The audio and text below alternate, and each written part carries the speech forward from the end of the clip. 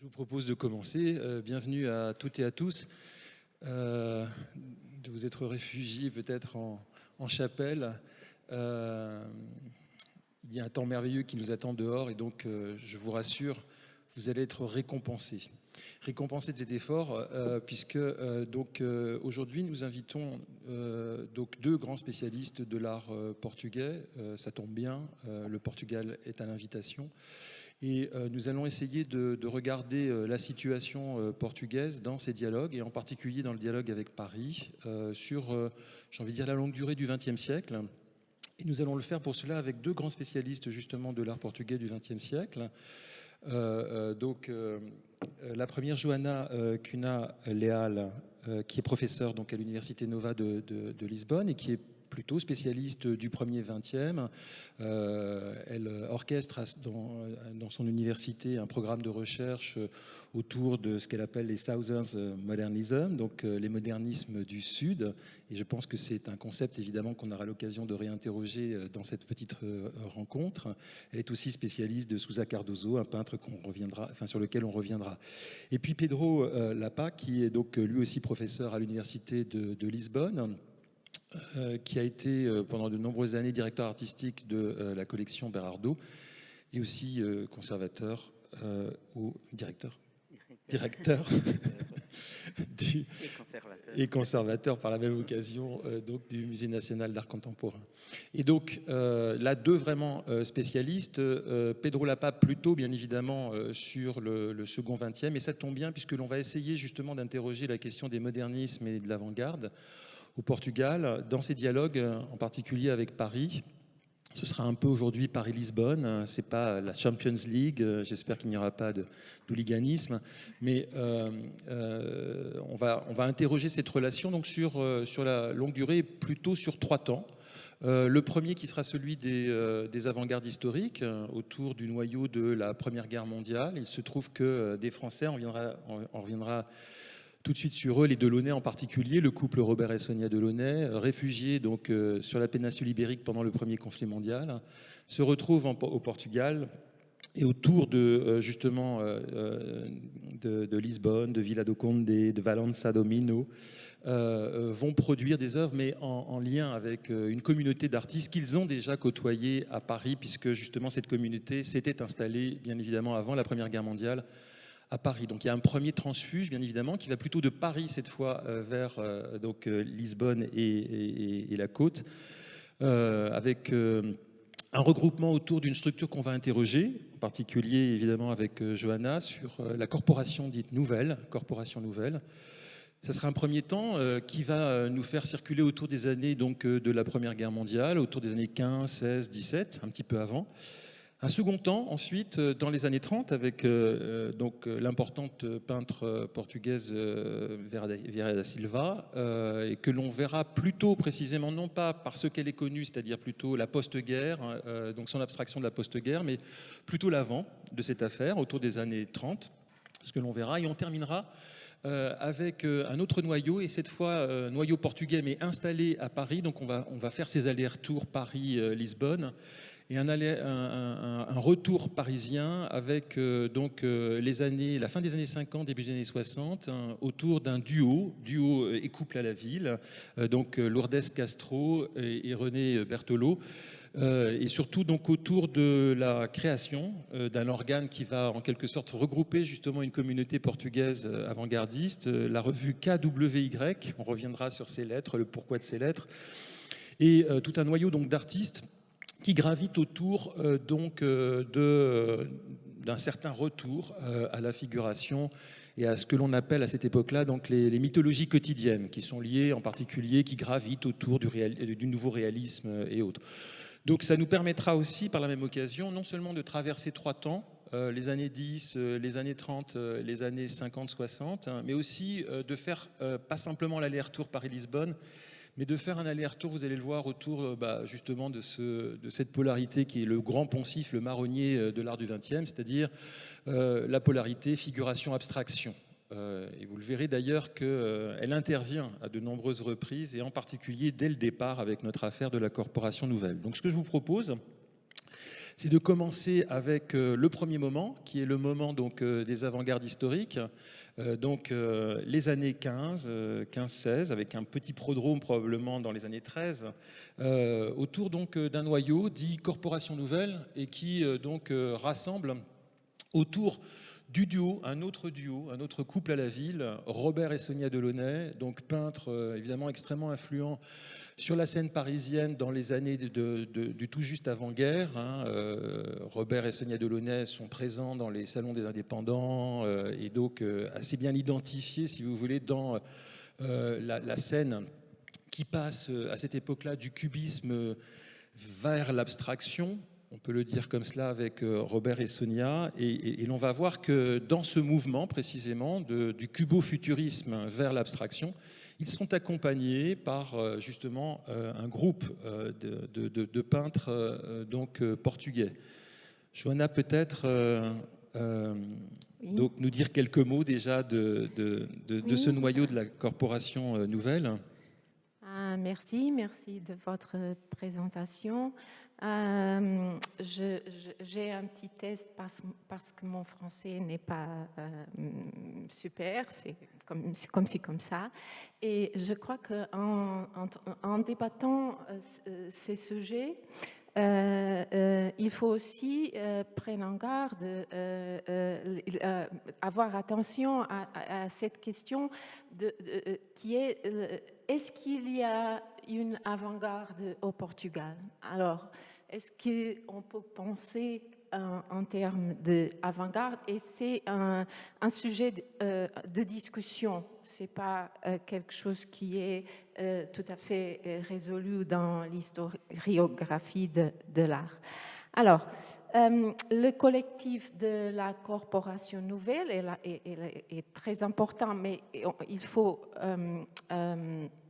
nous donner compte que c'est les projets qu'on va parler ont paru aussi. Ce sont des projets qui n'ont pas, pour la majorité, arrivé à une effectivité, mais quand même, il y a ce collectif d'artistes qui est aujourd'hui et depuis 1972 bien connu. Alors que le peintre Paulo Freire a publié la correspondance échangée par les Portugais avec les Delaunay. Avec le couple Delaunay. Alors, les Portugais, les artistes portugais comme Almada Negreiros, l'architecte José Pacheco, le peintre Amadeu Sousa Cardoso et Eduardo Viana, aussi peintre, ils ont échangé beaucoup de lettres avec le couple Delaunay et cette correspondance est publiée en français, le livre original, et ce livre dévoile un ensemble d'interactions, de dialogues, de projets et de modes de circulation se produisant au Portugal, qui était commune aux avant-gardes artistiques et littéraires au début du XXe siècle. En ce cas, le cas de la Corporation Nouvelle, et comme l'ont également montré les études marquantes du professeur Pascal Rousseau, ce qui était en jeu n'était pas seulement une rencontre et un échange entre artistes qui vivaient dans les diverses parties du pays pendant la Première Guerre mondiale, et c'est la petite village de Vila-do-Conde, de Amarante, au nord du pays, mais aussi à Lisbonne. Mais il faut aussi tenir en compte qu'ils étaient en train de construire des projets collectifs mis en avant par des propositions de collaboration avec des poètes et des artistes qui vivaient à l'étranger, notamment Guillaume Apollinaire et Blaise Cendrars. Et pour ça, ils constituent un réseau d'échange. Alors là, il y a vraiment une dimension internationale de la corporation nouvelle et cette dimension est clairement affirmée non seulement par la teneur des lettres qu'ils ont changées, mais aussi par des divers matériaux graphiques associés à leur projet, notamment l'album d'artistes qu'ils souhaitent réaliser ensemble, mais aussi un programme d'exposition itinérante qui devait être préparé à partir de ces lieux ultra-périphériques à Vila do Conde et à Amarante. À partir de ces lieux ultra-périphériques, ils ont préparé ces expositions pour circuler dans l'Europe affectée par la guerre. Ces projets commencent par l'arrivée du couple Delaunay à Lisbonne, premier, au printemps de 1915. Mais il est vrai qu'à cette époque-là, la capitale portugaise avait déjà des symptômes très évidents de l'émergence d'une avant-garde autochtone qui était bien vivante et qui a été renforcée par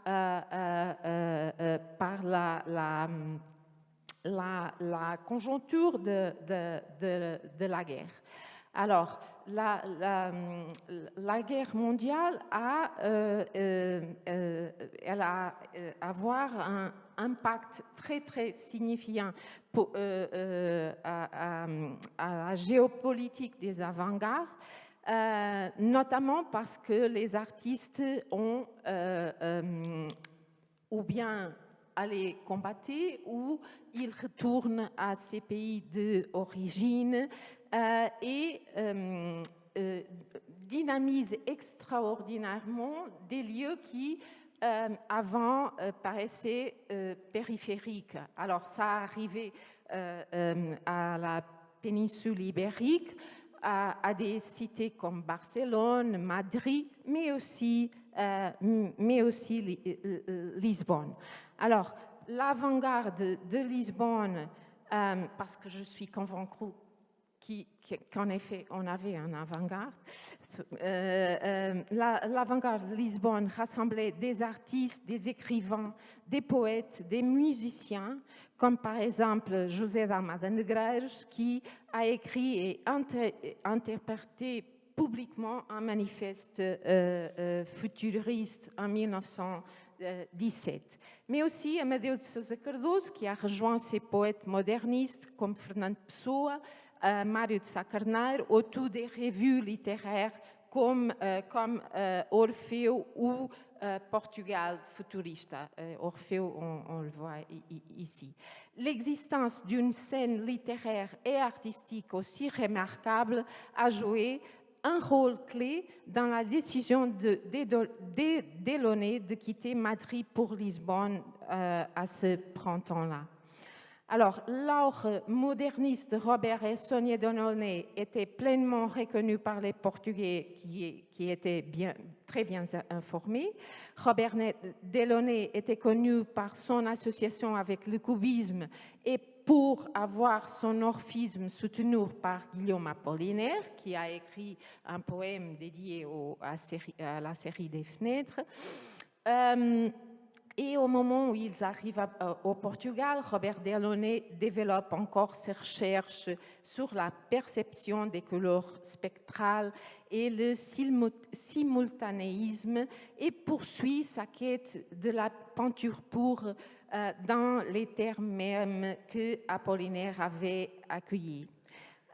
Sonia Delaunay était également bien connue des Portugais, notamment grâce à sa prose du transsibérien, le poème Peinture présenté au public en 1913 comme le premier livre simultané et qu'elle avait réalisé avec Blaise Cendrars.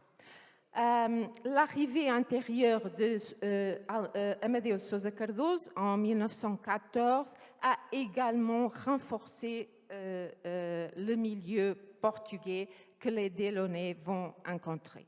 Alors, je veux souligner deux choses qui pour moi sont très importantes quand on considère la corporation nouvelle.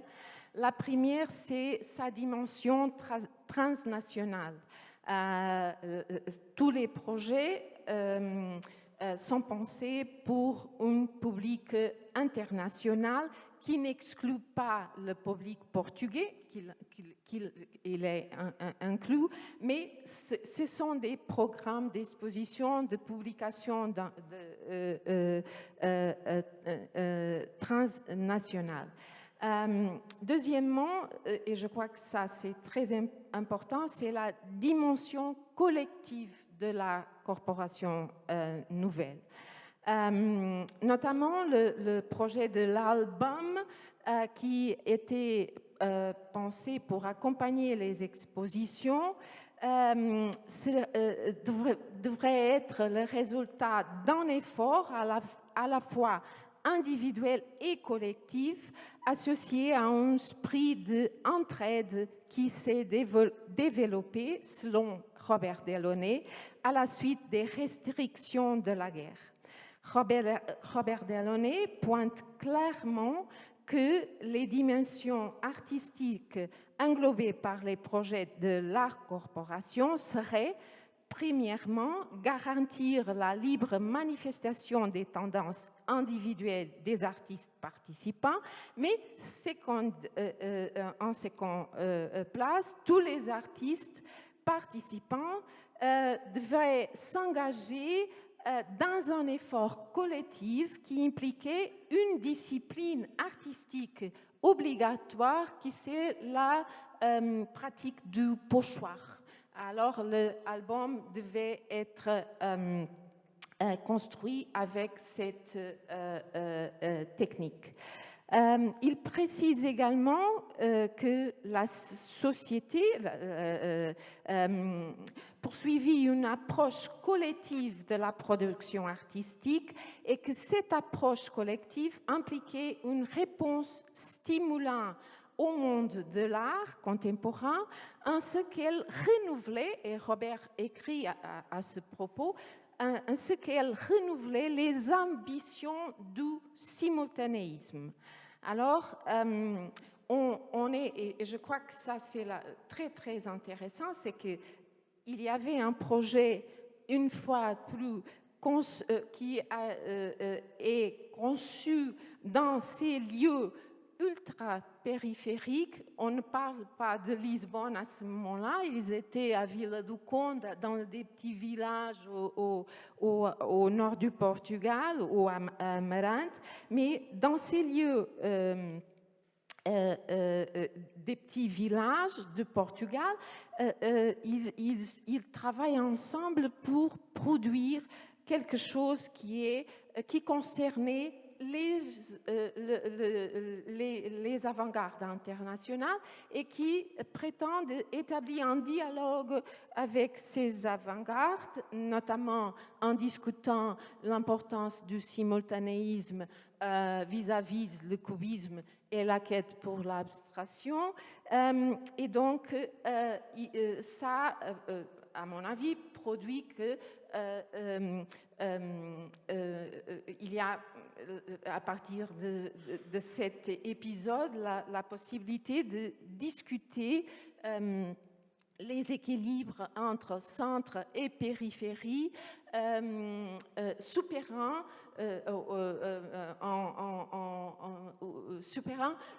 l'idée que c'est une question géographique. C'est pas une question géographique. À ce moment-là, le centre d'une certaine avant-garde était effectivement au Portugal, dans ces petits villages petit village en train de produire ces projets très ambitieux de la corporation nouvelle. Un dernier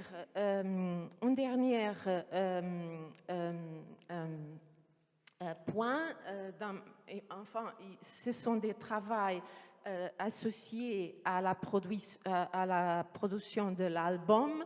Ce sont des aquarelles de Amadeu Sousa Cardoso, mais ce qui est aussi très important, c'est que la célèbre exposition de Sonia Delaunay à Stockholm, à la galerie Nya Konstgalleriet à 1916, est entièrement produit à Vila do Conde. Tous les toiles, toutes les peintures sont embarquées pour Stockholm à partir de ce petit village, créant ce que est pour moi très intéressant,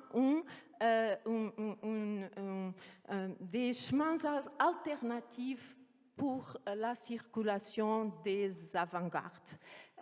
Et c'est ça que je pense que c'est une des choses plus intéressantes de la corporation nouvelle, malgré le fait que des autres expositions, notamment des expositions préparées avec les Portugais, n'ont pas abouti à être réalisées. Je crains que j'ai déjà parlé trop, je ne sais pas, mais aussi je peux seulement vous montrer une extraordinaire peinture de Amadeu Sousa Cardoso intitulée la chanson populaire La Russe et le Figaro, qui nous montre une composition qui fait sans aucun doute mention à la permanence de Sonia Delaunay au Portugal, mais aussi combinant ces références à l'art populaire portugaise avec la mention à Le Figaro, qui était le journal cosmopolite parisien, qui était lu dans cette groupe des artistes. Et alors, c'est toujours les frontières qui se dissoluent entre ce qui est local et transnational, et c'est ça qui m'intéresse vraiment dans ce cas. C'est glocal. Il y a un terme, il y a glocalisation, local et global.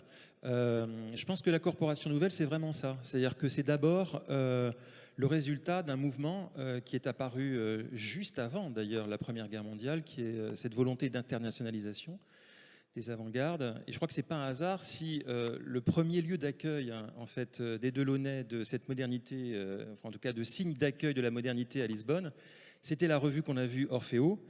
Et Orfeo n'est autre que la reprise, bien évidemment, d'un concept, ou en tout cas d'un intitulé générique que Guillaume Apollinaire avait déjà employé, l'orphisme, pour regrouper précisément toute l'internationale européenne. Nous sommes en pleine période de guerre, je pense qu'il faut l'avoir en tête, c'est-à-dire que bien évidemment les Delaunay sont au Portugal et en Espagne par la guerre, bien évidemment, mais on le voit aussi, bien avant cela, il y avait cette volonté d'internationaliser. Et celui qui l'a fait, enfin ils étaient deux en fait, c'est Guillaume Apollinaire, sous, j'ai envie de dire, le label de l'orphisme, qui dans un premier temps d'ailleurs était assez francaoui, hein, c'était vraiment donc un regroupement de la plateforme cubiste parisienne, Fernand Léger, Duchamp, Picabia, Delaunay, et ensuite quand il va en Allemagne, autour de Der Sturm, avec le dialogue Erwart-Walden, les Allemands donc, les futurs ennemis, il construit en fait et élargit complètement ce vocable d'orphisme, dans lesquels il réunit les Italiens, les futuristes italiens, et toute la cohorte, bien évidemment, du Blauer Reiter. Donc, l'orphisme a été vraiment l'étendard de l'internationalisation de l'art. et qui est un terme d'ailleurs que je regrette parce qu'il n'est pas beaucoup en définitive utilisé dans le vocabulaire en fait des historiographies de l'avant-garde, alors même que c'est la plus belle invention de Guillaume Apollinaire. Il y a eu une exposition il n'y a pas si longtemps que cela au Jeu de Paume sur Guillaume Apollinaire, et alors la grande surprise c'est que bizarrement en fait l'orphisme était le grand absent de cette affaire, alors qu'en définitive l'orphisme est la grande invention de Guillaume Apollinaire. Guillaume Apollinaire qu'on retrouve bien sûr dans les projets d'albums, hein, bien évidemment, avec Blaise Cendrars, qui étaient les deux grands poètes acolytes des Delaunay. Donc internationalisation qu'on retrouve là, évidemment, avec le projet de la circulation. Hein, c'est nord-ouest, est-ouest, bien évidemment, des projets de circulation à Barcelone, à la Galerie Dalmau, on l'a vu à Stockholm. Donc on est vraiment dans une cet art de la périphérie, puisque Paris n'est plus évidemment accessible par la guerre. Et c'est très intéressant de voir effectivement cette volonté de maintenir le projet international en pleine guerre.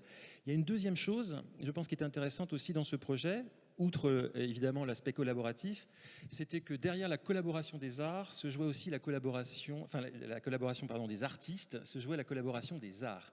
C'est-à-dire qu'il y avait bien évidemment autour de l'objet livre, qui était modélisé sur ce qu'on a vu, c'est-à-dire en fait le fameux projet de Cendrars sur la prose du transsibérien, la collaboration Sonia Delaunay avec Cendrars, et qui a été une inspiration bien évidemment pour toute l'esthétique des colorations en fait de ces albums au pochoir.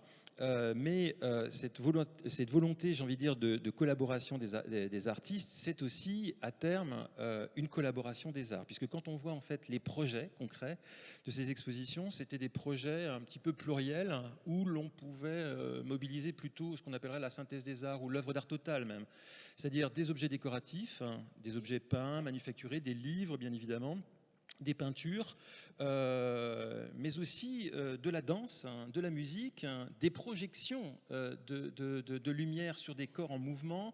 On voit bien qu'en fait l'idée c'était de rapprocher l'art et la vie à partir de justement d'une esthétique des couleurs et de la lumière qui était effectivement celle du vocabulaire des Delaunay. Mais il y a vraiment cette volonté en fait de jouer cette collaboration des artistes dans la collaboration des arts, qui est aussi évidemment un projet synesthésique. La coloration des voyelles et autres qui était chère à Sonia Delaunay, collaboration des sens pour collaboration des êtres. On est bien là, à nouveau, on revient sur l'international. Et déhiérarchisation des arts aussi, puisque en fait là, art mineur, art majeur se retrouvent. La peinture n'est plus le seul objet, en définitive, de la circulation de ces projets, mais beaucoup, effectivement, part est donné aux arts mineurs, les arts décoratifs, les arts appliqués. Donc là, c'est vraiment un projet important. Je pense qu'il faut qu'on regarde notre montre, puisqu'on va essayer d'avancer dans notre chronologie. Je voulais remercier Joanna, qui aura l'occasion de revenir, je pense, sur les autres étapes, pour l'effort qu'elle a fait, puisqu'en fait, comme vous l'avez compris, il y avait ici de prévu un système de traduction, mais nos deux spécialistes portugais nous font la générosité de faire la communication en français. Donc on peut vraiment les remercier aussi pour cela. Et donc, ainsi que Pedro Lapa, qui lui aussi, qui avait prévu dans un premier temps son intervention en portugais, mais qui va, je crois, si j'ai bien compris, nous faire l'honneur de la faire en français. Et donc nous sommes vraiment dans Paris-Lisbonne, l'échange des langues et des langages. Mais donc là, cette fois, en avançant un peu le curseur, nous quittons donc les avant-gardes historiques de la Première Guerre mondiale. Il y aurait eu beaucoup de choses encore à évoquer, bien évidemment. On pourra le faire, si vous voulez, dans un dialogue à la fin de cette intervention. On va avancer, si vous le voulez bien, chronologiquement. On entre dans l'entre-deux-guerres, donc la fameuse dite période noire en définitive, l'après la crise 1929, dont on sait qu'elle aura des conséquences évidemment sociales sur l'avancée du second conflit.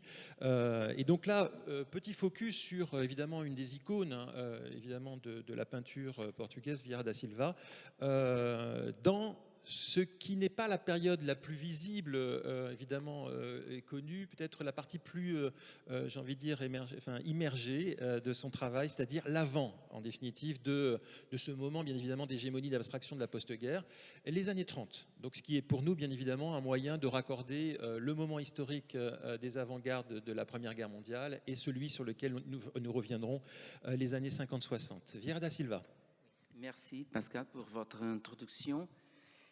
Bien, j'ai pensé parler de Vieira da Silva, surtout sur cette période qui n'est pas tellement connue en France, et je vais me focus surtout sur les années 30 et surtout la deuxième moitié des années 30 où il y a un grand échange entre Paris et Lisbonne de Vieira da Silva et de son mari Arpad Zenés. Bon, pour vous faire une petite présentation de Vieira da Silva, elle naît le 1908 à Lisbonne. C'est dans une famille riche. Son père, c'est un ambassadeur. Pendant les années 20, elle étudie musique et dessin avec des maîtres portugais comme Emília Braga Santos et le peintre Hermano Lucena.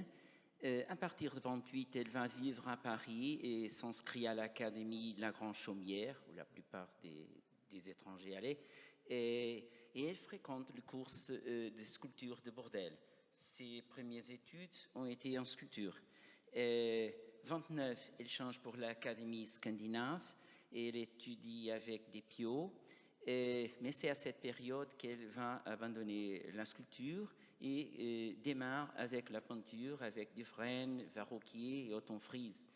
Elle s'initie à la gravure à l'atelier de Reiter, un grand gravateur à l'époque, et fréquente des cours de Fernand Léger et de Roger Bissière, qui va être certainement important pour le développement de sa carrière.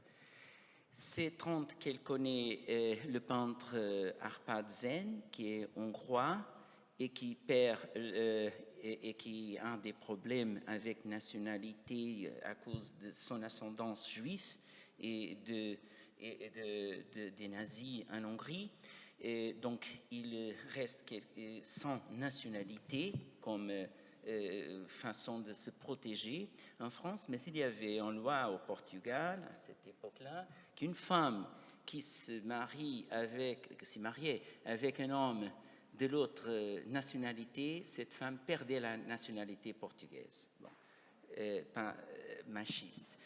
Et donc, elle perd la nationalité portugaise, mais elle participe dans les grandes activités de l'art moderne au Portugal, comme le premier salon des indépendants, qui c'est le moment d'affirmation d'une nouvelle génération moderniste suite à celle dont vient de parler. C'est 30 où elle connaît Jeanne Bucher, qui va être très important et développer un rôle décisif dans sa carrière. 33, Jeanne Bucher organise sa première exposition individuelle. Et 35, elle est à Lisbonne et c'est le peintre, essayiste, poète, tout, António Pedro, qui va organiser sa première exposition à Lisbonne dans une petite galerie qui s'appelait Galerie UP. On la voit à préparer son exposition à Lisbonne à cette époque-là. C'est une ville de Lisbonne déjà très moderne. 36, elle fait avec Arpad Zenés une exposition chez son atelier à Lisbonne. Ils n'ont vendu aucune peinture et elle participe aussi dans une petite exposition qui, en termes historiques nationaux, c'est très significatif. C'est l'exposition des artistes modernes indépendants. C'est une exposition qui rassemble des artistes les plus intéressants, qui viennent de la première génération, comme Almada Negreiros, et des autres grands artistes de la deuxième génération moderniste, comme Mario Eloy, qui était plus attaché à Neue Sachlichkeit de Berlin. Donc, cette exposition, c'est une exposition qui est d'une certaine façon contre les expositions que le gouvernement de Salazar démarrait à organiser dans une sorte de retour à l'ordre, un modernisme de l'ordre. C'était le mot d'ordre pour ces expositions. Donc cette exposition où elle participait, c'était contre cette sorte de retour à l'ordre. C'est à 37 qu'il Rebay fait l'acquisition de ses peintures pour la collection Guggenheim et dans une exposition à la galerie Jeanne Bucher. Et En septembre 1939, Vieira et Arpad retournent à Lisbonne et dans son atelier à Paris reste Nicolas de Stel. Elle fait un grand panneau, le meilleur qu'elle a fait en vie pour une exposition de caractère idéologique pour célébrer l'indépendance de Portugal et l'empire colonial, qui c'était l'exposition du monde portugais 1940, quand le monde était en guerre. Portugal célébrait l'empire colonial. Et cette peinture intégrait collage, des bas-reliefs, mais il ne reste aucune photo de cette peinture. Près de l'inauguration, un politicien attaché à Salazar ordonne que s'efface cette peinture. Et donc, son travail, qui n'était pas un travail, disons, thématiquement traité en termes politiques, mais un travail dans le sens abstrait, était perturbateur pour le régime. Et le régime le refuse. Comme le refuse la nationalité, bien que beaucoup des intellectuels ont essayé de persuader le gouvernement à leur donner la nationalité portugaise. Après une permanence de presque un an, 1940, le couple démarre pour le Brésil, au Rio de Janeiro, où elle demeurera jusqu'à 1947. L'étape brésilienne n'est pas une étape très heureuse pour Vieira. Du moins, elle dit qu'elle n'aimait pas beaucoup le Brésil. Mais le Brésil l'a reçu très bien. À 1942, Murilo Mendes organise sa première grande rétrospective au Musée des Beaux-Arts de Rio de Janeiro. En 1943, elle a une exposition à la Marion Willard Gallery de New York. En mars 1947, elle retourne à Paris. Arpad non, il demeure au Brésil. Arpad, lui, a aimé beaucoup être là au Brésil. Au Brésil, avec Lazare Segal, ils ont fait une école de peinture qui a été très, très importante pour l'abstraction au Rio de Janeiro. Par contre, l'abstraction à São Paulo, l'abstraction au Rio de Janeiro démarre à partir de cette école. Et par exemple, Ligia Clark a été élève de Vieira da Silva et ses premières peintures ont des marques de Vieira da Silva, de cette période des années 30. Donc, je vous irai parler tout de suite. C'est en 1948 que l'État français fait l'acquisition d'une première œuvre de Vieira da Silva qui s'appelle La partie d'échecs. C'est aujourd'hui au Beaubourg. En 1949, à partir de 1949, bon, se succèdent les expositions partout en France, en Europe. C'est le rôle dont vous connaissez certaines bien que Vieira da Silva a joué pendant les années 50.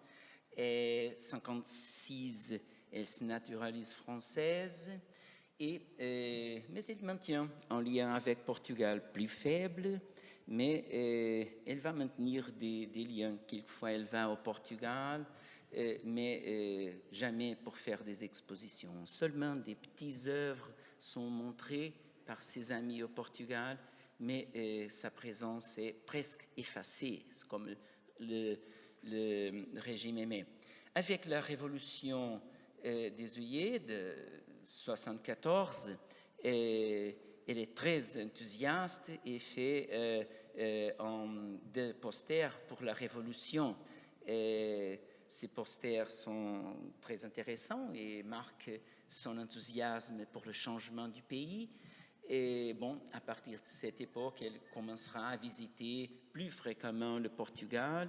1985, c'est le décès d'Arpad Zenez. Et 1990, c'est créé la fondation Arpad Zenez Vieira da Silva à Lisbonne. Bon, j'aimerais vous parler de surtout de la deuxième moitié des années 30 et du cours de l'art de Vieira da Silva dans cette deuxième moitié parce que cela me trouve très, très, très intéressant dans le cadre des avant-gardes. Disons que l'abstraction, ce n'est pas un courant qui on peut donner une uniformité. On a des abstractions qui émergent partout en Europe, soit avec les Delaunay, avec Amadeo Sousa Cardoso, soit en Russie, avec Malevich, soit Kandinsky à Munich. Donc l'abstraction, c'est un phénomène plus global en Europe à cette époque-là. Et quand même, si on prend garde de les manifestations plus marquées de l'abstraction de ces premiers moments, l'abstraction géométrique, constructive, c'est absolument dominant. Si on pense surtout à Malevich, à Mondrian et même au développement de Kandinsky, c'est essentiellement une abstraction géométrique. Et quand même, il y a des autres démarches qui vont dans des sens différents. Et je pense que c'est important le rôle que Vieira da Silva va dégager dans cette période. Elle ne va pas refuser les principes de l'abstraction et de sa critique moderne à la représentation, mais elle va essayer de trouver des différents chemins à l'égard de la géométrisation, s'opposant surtout à quoi? À l'abstraction comme la recherche d'une intelligibilité de la peinture, une intelligibilité de l'espace pictorique qui a dominé la compréhension de l'abstraction des premiers avant-gardes. Et je pense qu'on peut comprendre son œuvre sous le signe de Paul Klee, évidemment. Paul Klee permettait une compréhension de l'abstraction dans une voie un peu différente.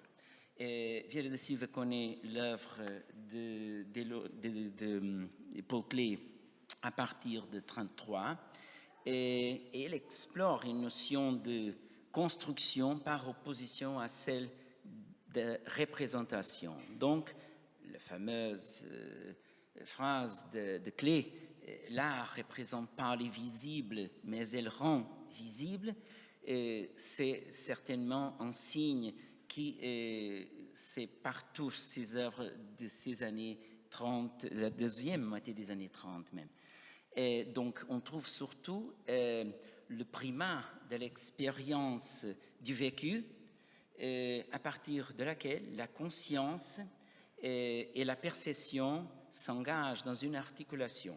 Perception et d'une façon et par d'autres, conscience de la perception sont permanentement interarticulés pour bâtir une visualité dans la peinture.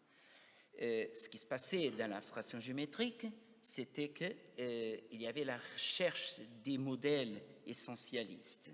Donc, pas une attention au vécu, mais une attention à l'intelligibilité de la visualité. Et comment est-ce que ça se processe, cette perspective à Vieira da Silva? Donc, elle va articuler des éléments structurels de la peinture, soit la ligne, soit la couleur, soit la tonalité, les différents modèles de construction des espaces qui vont être interarticulés et gagner des nouvelles dimensions qui surtout échappent ou mettent en question la rationalité des définitions de ces mêmes éléments de la peinture. Et donc, c'est que l'expérience esthétique de Paul Klee, qui n'était pas le produit d'une conscience qui réalise en sent être susceptible d'une déchiffration par un système, ou perceptionné par l'évidence d'une présence, c'est surtout l'expérience esthétique qui cherche le visible à partir de la perception et des dédoublements de la perception d'une certaine invisibilité. Donc, c'est une invisibilité articulée avec une visibilité qui se manifeste dans ces premières œuvres. Donc, je vais vous montrer très brièvement quelques œuvres qui ont été réalisées dans cette période entre Lisbonne et Paris, comme cet atelier Lisbonne. Ici, on trouve surtout une tension entre couleur, structure et spatiale qui est définie par la ligne. Mais les tensions que les couleurs, les petits points de couleur dégagent s'opposent à la spatialité de ces structures. Et ces structures vont donner origine à des séries de compositions très labyrinthiques qui travaillent avec des conflits de perspectives. Donc, on trouve des perspectives tout à fait différentes qui se marient, disons, dans la même peinture. Ici, par exemple, c'est un cas très significatif où la planité et la profondité sont toujours mélangées, n'est-ce pas?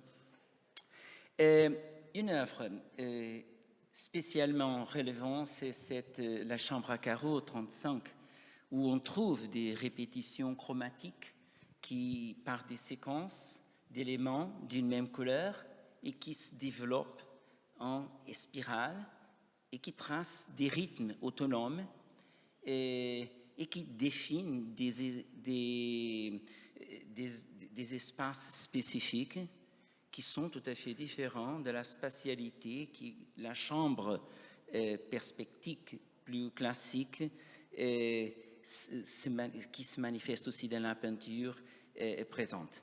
Donc, ces conflits de perspectives, ces conflits des éléments, des couleurs et des séquences de couleurs qui se comportent comme lignes et des signes des autres espaces font un conflit permanent dans sa peinture. Ce conflit permanent, c'est très significatif. J'aime beaucoup cette peinture, la Scala aux yeux, parce que ces éléments dont on parlait maintenant sont figurés avec les yeux. On a une autre fois cette chambre perspective classique et des lignes en spirale qui se développent à partir des couleurs, mais des couleurs des yeux. Et donc, les yeux, le recours à l'iconographie des yeux permet d'inscrire la présence physique du regard dans la construction de l'espace pictorique. Un autre travail qui c'est très intéressant, c'est cette machine optique. D'une certaine façon, cette machine optique présuppose déjà l'opart et les questions de l'opart. Les rythmes chromatiques dans la construction des formes et de l'espace, c'est plein avec très peu d'éléments et va bâtir des espaces très différenciés seulement avec la nuance de la tonalité et la séquence de ces éléments, ces petits carrés tournés qui font des losanges. Et comme ces losanges ne sont pas régulières, ils retardent notre regard à les poursuivre. Donc, d'une certaine façon, il jette une certaine force qui donne les lignes de couleur et par contre, on perçoit bien chaque élément. Donc, il y a aussi une lenteur de la perception physique de l'espace. Donc, à partir de cette époque, le recours à certaines figures, surtout pour amener des autres aspects, c'est très intéressant, comme ces éléments figuratifs qui donnent quelque chose qui est au-delà de la ligne, de la forme, de la couleur, qui c'est la force, donc c'est la danse. Et même, peut-on spéculer ici, le politique avec ces carrés rouges qui donnent ces drapeaux rouges dans les avant, des jours avant la guerre, les jours avant la guerre. Et dans cette peinture qui est réalisée à Lisbonne, l'atelier de 1940, on voit une autre fois, c'est la coexistence de la perspective classique avec la linéarité et de la grille de l'espace bidimensionnel. Donc, ce conflit, c'est toujours présent, et pour approfondir l'espace, ce sont ces figures qui font la danse, ici au premier plan, disons, et qui développe la profondité de l'espace. Si vous voyez là, au fond, c'est une petite figure qui regarde toute la scène. Donc, une autre fois, c'est l'exercice du regard qui est là, toujours. Bon, et à partir de là, de ce moment, l'œuvre de Vieira da Silva atteint une majorité. Mais je pense que dans le cadre des années 30, ces recherches sont d'une importance absolument singulière dans l'histoire de l'art occidental, qui donnent continuité à des propositions que clés des années 20-30 a laissées.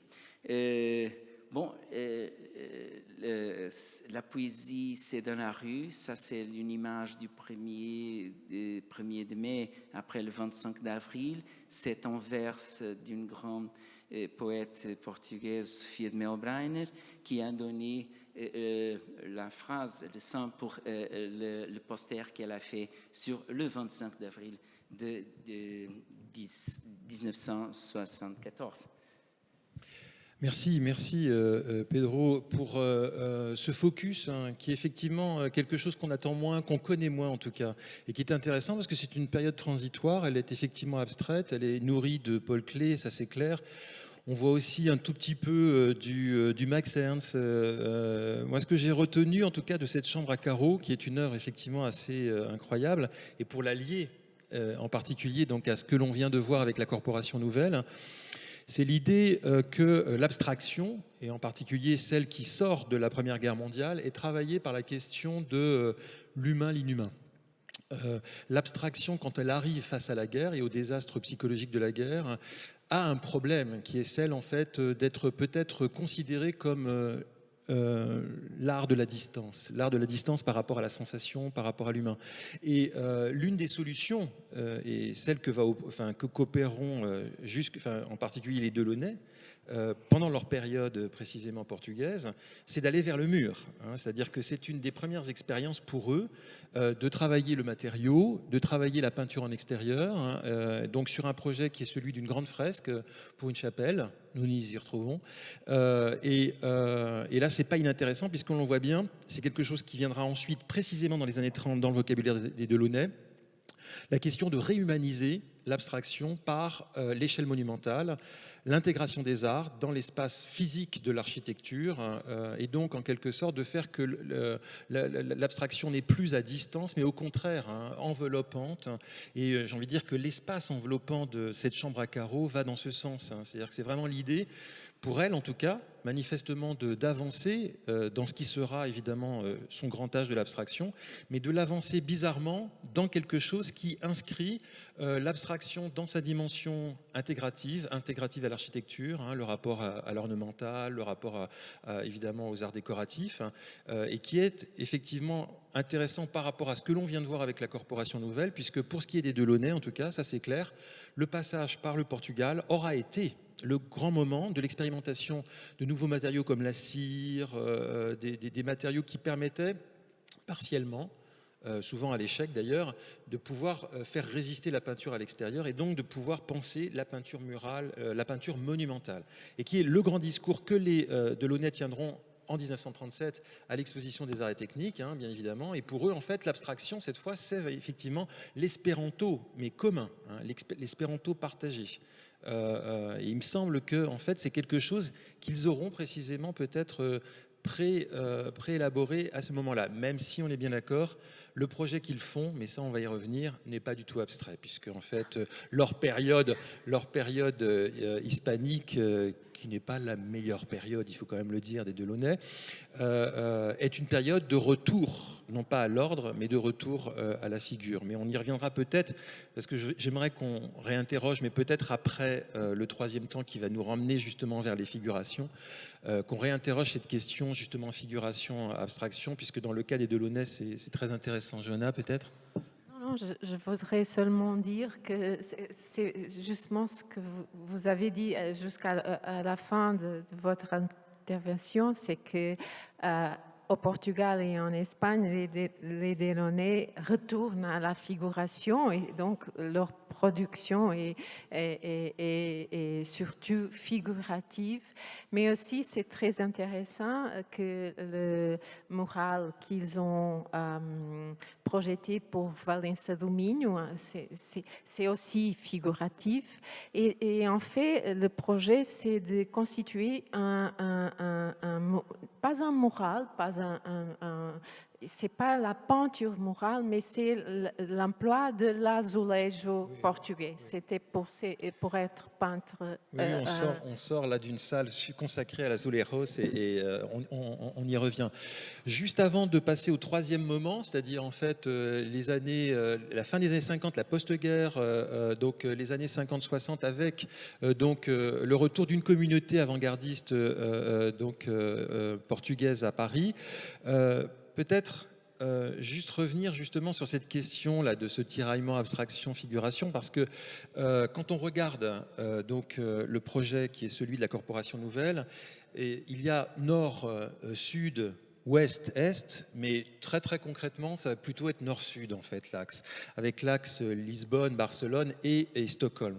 Pourquoi j'évoque cela? C'est parce que c'est pas inintéressant. Il me semble que en fait, à ce moment-là, les Delaunay, probablement de manière inconsciente, sont en train de répéter un grand cliché, en définitive, de la pensée de l'abstraction, précisément telle qu'elle émerge dans les débuts de l'abstraction. Et là, je voudrais me référer à un livre qui a été assez décisif pour tous ces artistes des débuts de l'abstraction, l'ouvrage de Voringer, qui s'appelle Abstraction et Einfühlung. C'est un ouvrage de 1907 qu'on présente toujours comme un ouvrage important dans l'histoire de la théorisation de l'abstraction avant l'abstraction, puisqu'il datant de 1907, évidemment, précéderait les émergences des premières abstractions historiques en 1911, 12, 13.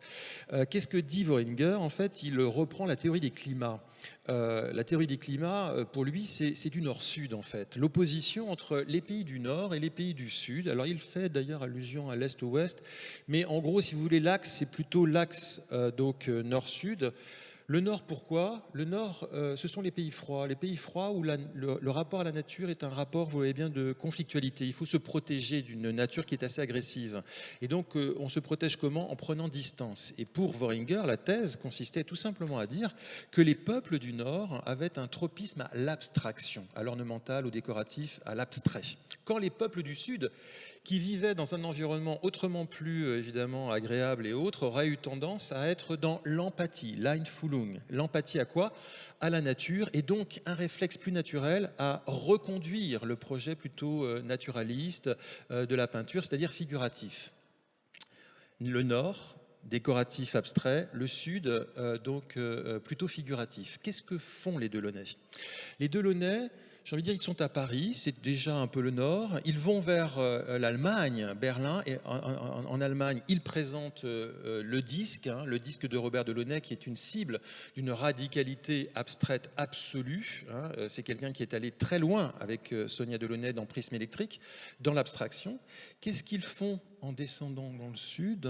ils abandonnent partiellement l'abstraction, ou en tout cas, ils vont greffer leur vocabulaire de disque sur de la figuration, et pas n'importe laquelle, on l'a vu, la plus vernaculaire, des scènes de marché, des poupées, et donc tout un jeu autour des traditions effectivement populaires, chose qui a été partagée bien évidemment de loin avec les artistes du Blaureiter, bien sûr, il y a toute une tradition, on est d'accord, mais en revanche, ce qui est quand même assez frappant, c'est qu'ils assument et presque ils jouent à cela, ils surjouent, j'ai envie de dire, à réintroduire du figuratif parce qu'ils descendent dans le sud. Et tout le discours d'ailleurs... Mais ils produisaient déjà permanentement des toiles figuratives à Paris. Oui. Je crois que pour les Delaunay, l'abstraction et les figuratives n'a été jamais vécues comme deux langages absolument incompatibles. Ils produisaient des toiles abstraites qu'ils montraient surtout dans les galeries en Allemagne, parce que c'était le circuit où l'abstraction circulait, et à Paris, ils maintenaient absolument la production figurative, comme Hommage à Blériot, etc., les joueurs oui, ça, c'est la thèse de Joyeux-Prunel. La thèse de Joyeux-Prunel qui dit il présentait les abstraits chez les Allemands, il présentait... c'est partiel. Mais en tout cas, c'est clair qu'ils n'opposaient pas. Hein. Ils n'opposaient pas, et c'est-à-dire, je crois que c'est leur intelligence, c'est qu'avant même d'inventer l'abstraction, ils avaient déjà dénoyauté le conflit abstraction-figuration. Puisque, en fait, tout comme Kandinsky d'ailleurs, Kandinsky disait très, très concrètement, l'abstraction ne s'oppose pas à la figuration, il y a deux pôles, et puis on joue sur un curseur dans lesquels les deux peuvent absolument être mobilisés, c'est pas du tout un problème, et c'est surtout pas un conflit. Donc, chez les Delaunay. Mais ce qui est quand même assez frappant, c'est qu'en revanche, leur voyage, ce qu'ils appellent leurs vacances en Espagne et au Portugal sont des vacances effectivement très figuratives, une peinture qui à nouveau est pas très aboutie quand même, il faut reconnaître, c'est une peinture de l'hybridation qui n'est vraiment pas leur meilleur moment, mais qui, je crois, justement, ont tendance, moi me semble-t-il en tout cas, à reconduire, mais de manière presque désinhibée, le poncif voringien. Quoi, on va dans le sud et donc on va peut-être effectivement plutôt privilégier la figuration. Est-ce que je peux mettre la pierre? Oui. Je pense que la question de Waringer, de l'abstraction en Einfühlung, elle est renversée, surtout par Kandinsky. C'est que pour Kandinsky, l'Einfühlung, l'empathie, c'est quelque chose qui rend l'abstrait, et pas l'abstraction comme cristallisation pour Waringer. Donc, Kandinsky et le Blaureiter changent ces coordonnées qui étaient celles qui circulaient dans la culture de l'époque, et il trouve que l'abstraction, c'est la possibilité d'une empathie et d'un langage universel fait par l'empathie. Donc, il échange le terme. Et je pense que quand on regarde des questions de Delaunay, c'est pas tellement loin l'idée d'une peinture de la visualité pure et de la pure visualité, le niveau rétinien de sa peinture, et à qu'il voulait achever, et qu'il fait soudainement en 13 avec le premier disque, et qui après le fait peut-être que refouler un peu le lieu où il est arrivé et qu'il ne savait pas où, au commun où réorganiser ça, le fait retourner à la figuration. Et je pense que la figuration au Portugal qu'ils font, c'est une période de vacances, comme disait Sonia. Et bon, vous êtes des spécialistes, mais je pense qu'ils avaient aussi des problèmes financiers. Il fallait faire des produits artistiques plus vendables. Donc, à mon avis, ça, c'est la question du conflit avec les Portugais, parce que Amadeu et Edouard Vienne n'avaient pas des problèmes financiers. Ils étaient très, très riches. Ils n'avaient pas des problèmes financiers. Mais les Delaunay avaient des problèmes. Il fallait vendre. n'est-ce pas? Alors Les les Delaunay, Argentiniens enfin, n'étaient pas très bien à cette les époque-là. Delaunay avaient un petit peu d'argent qui venait d'ailleurs de Russie, j'ai prononcé le mot, puisque donc Sonia était d'origine ukrainienne et recevait de sa famille jusqu'à la révolution bolchevique, c'est-à-dire en fait là le printemps 1917. Donc quand ils sont en 15-16, ils n'ont pas encore de problème. C'est ensuite, et c'est plutôt le moment madrilène, où là effectivement ils sont, alors ils l'expliquent, hein, ils sont sur les remblats de Barcelone et ils apprennent la révolution bolchevique. Ils disent qu'ils s'en réjouissent, mais très rapidement, effectivement, ils déchantent puisque c'est la fin des revenus. Et là, effectivement, Sonia va développer toute l'activité de la boutique simultanée, c'est-à-dire là, vraiment déplacer toute sa pratique picturale vers les arts appliqués. On va être obligé d'avancer parce qu'il faut terminer avec un autre épisode qui est un épisode, je pense... pas très connu, et donc on ne peut que remercier Pedro Lapa aussi de venir avec cet outil. C'est donc un troisième moment, celui de la fin des années 50, début des années 60, avec donc une nouvelle communauté portugaise installée à Paris et qui là va dialoguer évidemment avec une scène qui n'est plus simplement celle de l'école de Paris, dans laquelle évidemment Vera da Silva a baigné plutôt en revenant à Paris, mais cette fois le contrepoint de cette affaire de l'hégémonie de l'abstraction avec les réflexions autour du retour du réel, le retour du quotidien et des mythologies quotidiennes. Donc on va revenir sur cette scène et pour cela on va comme par hasard d'ailleurs revenir encore sur la revue en fait qui est un peu l'organe comme Orfeo, tout à l'heure on l'a vu. Et comme les cahiers d'art, peut-être avec l'arrivée de Vera da Silva en France. La revue donc KWY, que je ne prononcerai pas en portugais parce que Pedro le fera pour moi. Ce sont les trois lettres qui sont quasi absentes donc, de la langue portugaise et qui vont en fait constituer le nom à la fois d'un groupe, hein, d'une plateforme artistique, mais aussi d'une revue qui va regrouper donc Lourdes Castro et René Bertolo donc autour de cette question précisément des mythologies quotidiennes avec tout un groupe d'artistes dont va nous parler Pedro Lapa. KWY. Merci pour votre introduction, c'est parfait. Ça me fait passer plus vite. Donc, l'idée de parler de la revue KWY ou KWY, c'était symbolique aussi parce que ces lettres n'existaient à l'alphabet portugais à l'époque.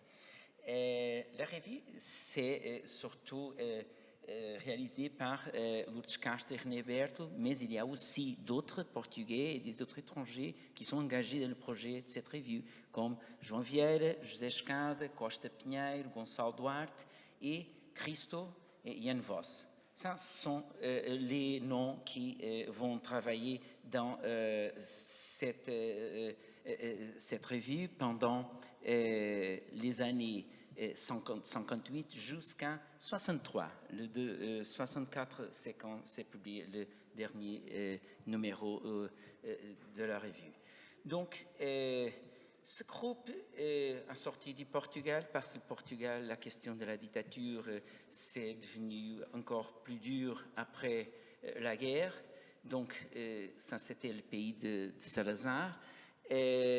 56, José Augusto de France, un grand critique, le grand historien d'art du XXe siècle au Portugal, disait aux artistes qu'il fallait aller hors le Portugal. C'était impossible d'être au Portugal et de faire quelque chose. Il n'y avait pas de conditions pour réaliser de l'art moderne. Donc, on va assister à partir de 1957 à une immigration des artistes, d'abord à Munich, mais après Paris, surtout Paris, qui va rassembler un groupe des artistes, dont Lourdes Castro, René Bertolo, José Escada, João Vieira, Costa Pinheiro, et un autre qui sera aussi collaborateur, Jorge Martins, de la revue. Donc, le premier numéro de la revue nous montre déjà les coordonnées de ces artistes. Ils étaient des jeunes artistes qui pratiquaient surtout l'informalisme, qui était très fort, surtout à Paris. Ils ont été très bien reçus par Vieira da Silva. Vieira da Silva les aidait beaucoup. même elle les donnait des dessins, Arpad aussi, pour qu'ils puissent vendre ces dessins quand ils avaient besoin. Je me souviens de Joinville me raconter qu'elle-même trouvait des situations pour qu'ils ne doivent pas donner compte qu'elle les trouvait des emplois. Donc elle était très amie de ces artistes et elle les a dirigés même vers d'autres galeries, pas Jeanne Boucher, pas à cette époque, pas plus Pierre Loeb et d'autres galeries, mais les a avertis que tout ce qui se passait plus jeune, c'était Iris Clert et ses galeries. Donc, Vera a été très intéressant et très réceptif pour eux. Il y a eu aussi des relations avec le groupe espagnol El Paso, comme on voit ici, avec Saura Millares. Et ça, c'est la couverture pour la revue que Cristo a fait, une des premières emballages qu'il va faire. Donc, à partir ce numéro, c'est de 1960. À partir de là, on trouve un échange de coordonnées. Donc, tout ce qui venait des années 50 et de l'abstraction, de l'informalisme, ça change et on voit beaucoup d'indexation et des autres aspects qui vont être plus d'accord avec les nouveaux réalismes qui démarrent et qui est important pour ces artistes. Ou la BD aussi, avec quelques, comme Jan Voss, ou aussi comme René Bertolo. Ce numéro, c'est le numéro que Cristo a organisé, donc la présence de tous les nouveaux réalistes. Yves Klein était déjà mort, mais sa présence posthume et tous les autres, Martial Raïs et tous les autres du groupe sont présents. Et le dernier numéro, c'est un numéro qui va finir définitivement cet assemblage de volontés très différents. Même entre les artistes portugais, il y avait des différences et les différences sont même présentes, disons, dans le couple fondateur de la revue. Voyons, René Bertolo s'était plus attiré par le travail à partir de la peinture au début et de la bande dessinée, et il était plus engagé avec le mouvement de la nouvelle figuration. Et à cette époque-là, Jean-Jacques Levesque disait en 63 sur lui: les thèmes, la mythologie de René Bertolo sont ceux du pop art, inventaire des objets qui façonnent notre quotidienneté.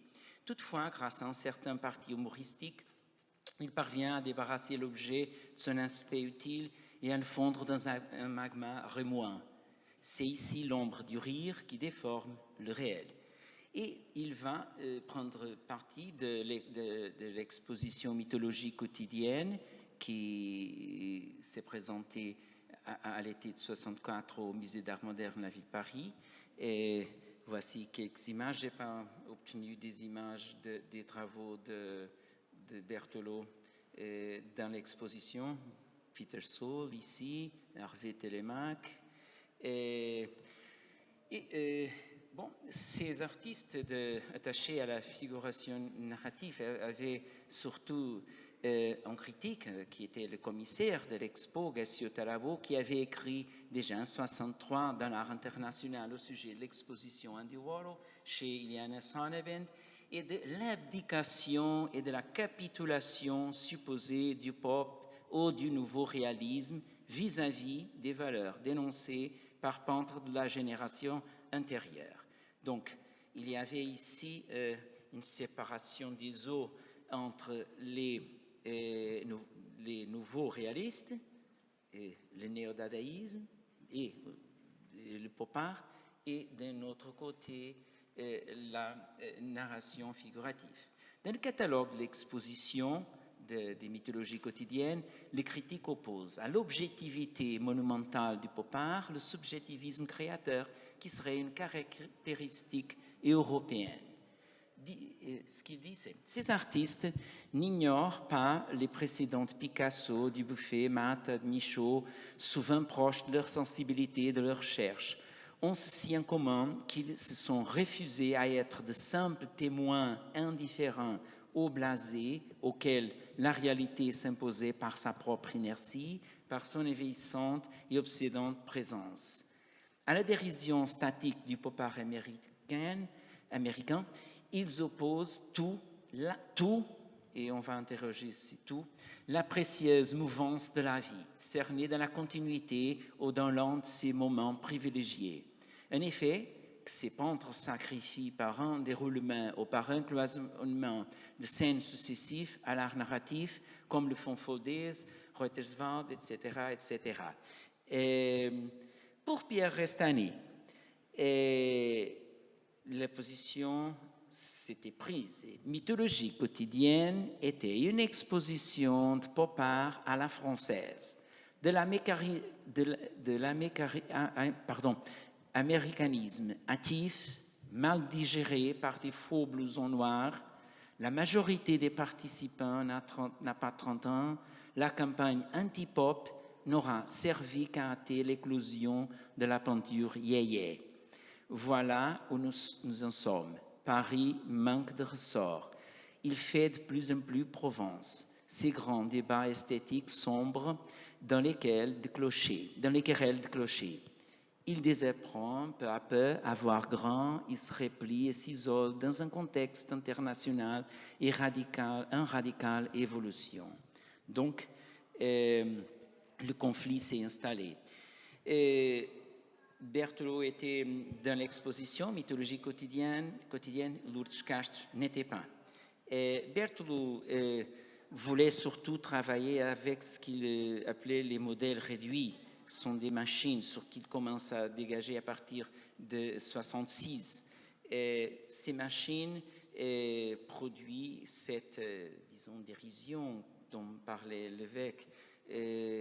Mais à partir d'un certain moment, il est très intéressé à intégrer dans ces mouvements répétitifs des machines l'aléatoire, ce qui se passe avec ces dernières machines. Et la situation plus conflictueuse est venue quand Gilayo, Eduardo Arroyo et Recalcati ont fait ces peintures à partir d'une provocation à la maîtrise de Duchamp. Et ici, vous voyez dans le funéral de Duchamp qu'ils ont tué Rauschenberg, Warhol, et Restany, tous les autres. Pour Pierre Restany, dans l'article « Les yéyés ont jeté le masque », janvier 66, cette nouvelle figuration se présente comme l'appendice pictural du pop art, qui est un art d'assemblage objectif, l'expression la plus directe du folklore urbain. Il y a un monde pourtant entre les œuvres pluridimensionnelles, collage, construction, accumulation, et du pop art, et cette peinture plate, froide, gratuitement agressive, qui érige ses commentaires en préceptes de moralité et qui a la prétention de décerner les bons et les mauvais points au nom de la critique sociale.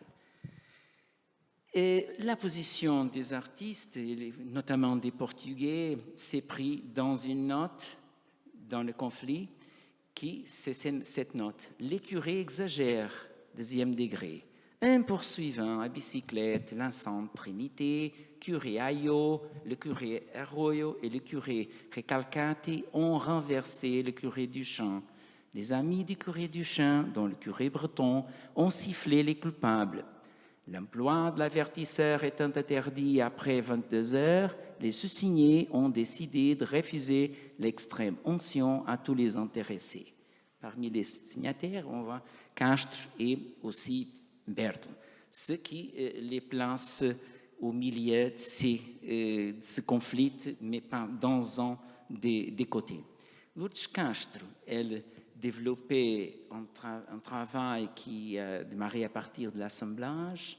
Elle a fini avec l'assemblage parce que Niki de Saint-Phal commençait à peindre ses assemblages aussi avec cette couleur. Donc, elle est partie pour ses peintures plates avec des ombres, des peintures pour les plexiglas, où elle recoupait des personnes, des situations de la vie quotidienne, comme les gens qui passent et sont vus dans une fenêtre très haut, dans une place ou au marché, a employé ces ombres avec des... Je ne me souviens pas comment est-ce qu'on dit ça en français, et avec un point de crochet typique de l'île de Madeira d'où elle était, et a impliqué aussi ces ombres et ces lignes dans sa propre vie quotidienne.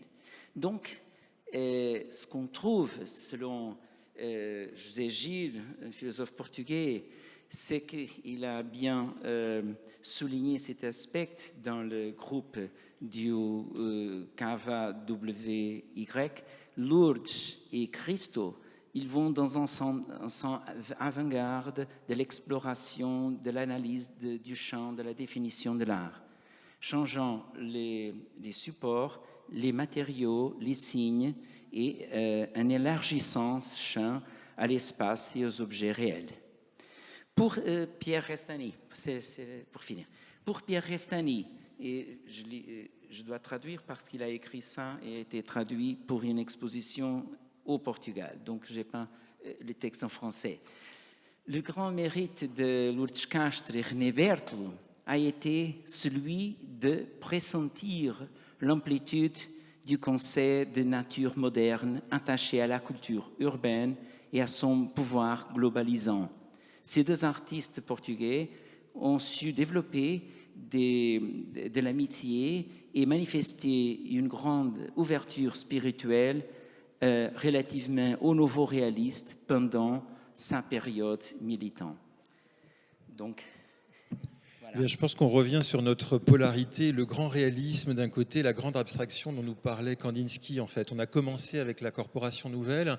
On était avec une insémination, là, un dialogue entre les Delaunay abstraits et puis toute la cohorte de la Corporation Nouvelle qui l'était tout autant dans les années 13 et qui va ensuite aller vers des choses plus figuratives, pour terminer avec effectivement KWY et le dialogue, j'ai envie de dire même la transition entre le vocabulaire de l'abstraction lyrique, matiériste et autres, Christo, ce qui est incroyable avec cette couverture très très matiériste qui renvoie, j'ai envie de dire, à Alberto Burri et autres, mais qui déjà introduit l'objet et pour amorcer bien évidemment le tournant du nouveau réalisme, en tout cas du dialogue avec le nouveau réalisme.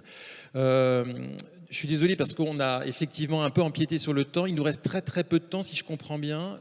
Donc est-ce qu'il y a peut-être, voilà, parmi... et si vous voulez engager une discussion.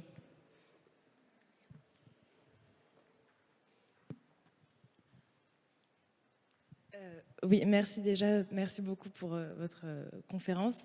Et j'avais une question, je ne sais pas si c'est vraiment une question, mais notamment le séjour portugais de Robert et Sonia Delaunay.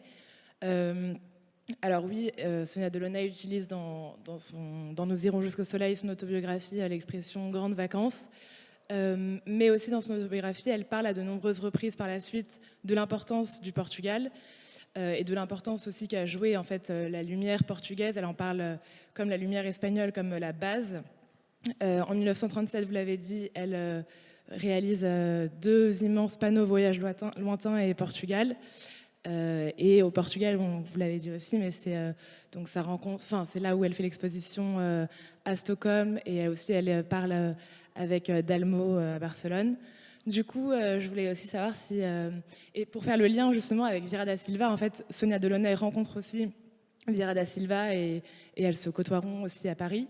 Donc, bien sûr, c'est les grandes vacances, mais est-ce que le Portugal n'a pas aussi été pour Sonia Delaunay notamment un laboratoire un peu créateur qui a vraiment joué une importance en fait, sur la suite de sa vie et de son œuvre. Voilà. Bien sûr, je crois que pour moi, ça c'est évident. Et même, comme Pascal disait aussi, l'expérience avec des matériaux comme la cire, le développement de les expériences avec le pochoir qui est très très très important, mais aussi toutes les expériences avec des objets décoratifs. Je crois que c'est pas une chose mineure. Ou qui apparaît seulement parce qu'ils avaient besoin après 1917 de vendre et de faire de vivre avec leur travail. C'est aussi une préoccupation pour moi de créer un simultanéisme, et je préfère le mot, c'est ce mot qu'ils emploient, en effet, dans la documentation, et pas aussi souvent la référence, comme reste vos études ont bien démontré, c'est l'idée de création d'une internationale simultanéiste, le simultanéisme qui accommode très bien la figuration, et qui accommode aussi la production des objets pour rendre l'art accessible aussi à des autres factions de la population qui rentre, il va pour d'autres domaines. Et donc, je crois que c'est une période très, très riche, très innovatrice, très important pour, non seulement pour Sonia Delaunay, mais pour l'histoire de l'art en général, parce qu'en effet, cette diversité de moyens qu'elle utilise pour produire des objets, des peintures, des vêtements, des décorations variées sont absolument centrales de mon point de vue. Merci. Je pense que quand on regarde l'œuvre, c'est clair quand même, en termes de téléologie, si on veut rester un peu moderniste, que ce qu'elle fait avant son arrivée dans la péninsule ibérique est plus haut peut-être. C'est-à-dire les prismes électriques, c'est quand même un tableau majeur de la modernité. Ce qu'on ne pourrait pas dire du marché domino. En revanche, pour rejoindre ce que dit Johanna, c'est qu'il y a eu ce moment de prise de conscience, non pas de l'opticalité, ça c'est le lien qu'il y a entre Vera da Silva et cette machine optique que je ne connaissais pas, ce tableau que Pedro nous a présenté qui est incroyable et qui est évidemment très très lié à toute la machinerie optique que les Delaunay ont mis en place dans ces années 13-14 avec le disque, avec le prisme électrique et qui se déplace non pas simplement vers l'œil mais vers justement la tactilité, l'haptique, les matériaux, la culture des matériaux.